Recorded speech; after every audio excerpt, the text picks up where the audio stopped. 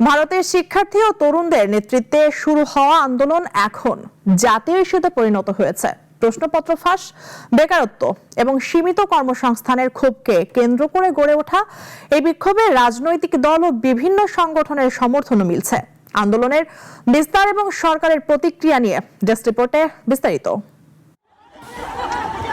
ভারতে অনলাইন ভিত্তিক platform cockroach জনতা party বা সিজেপির নেতৃত্বে শুরু হওয়া আন্দোলন ক্রমেই বড় আকার ধারণ করছে।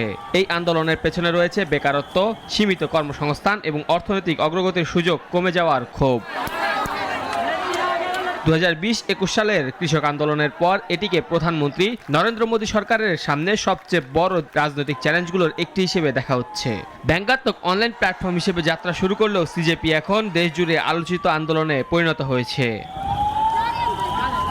গত মে মাসে একাধিক পরীক্ষার প্রশ্নপত্র ফাঁসের ঘটনায় শিক্ষামন্ত্রী ধর্মেন্দ্র প্রধানের পদত্যাগের দাবিতে আন্দোলন শুরু হয়। পরে দিল্লিতে সংসদ ভবনের দিকেও মিছিল নিয়ে যাওয়ার সময় বিক্ষোভকারীদের সঙ্গে পুলিশের সংঘর্ষ বাধে।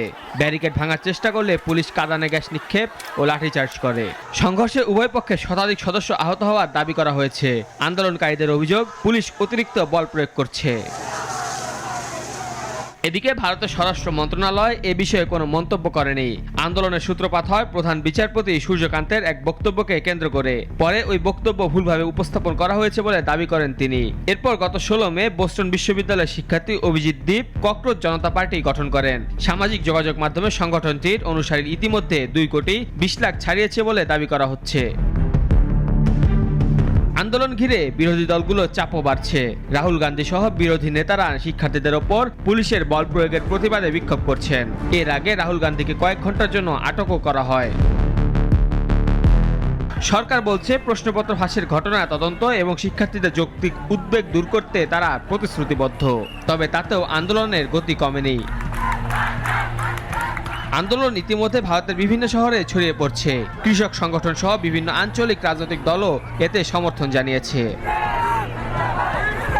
সময় যত গড়াচ্ছে আন্দোলনের পরিধি যেমন বাড়ছে, তেমনি এটি আরও জটিল ও অস্থির হয়ে ওঠারও ঝুঁকি বাড়ছে। মেহেদী হাসান মুন্না, নাগরিক।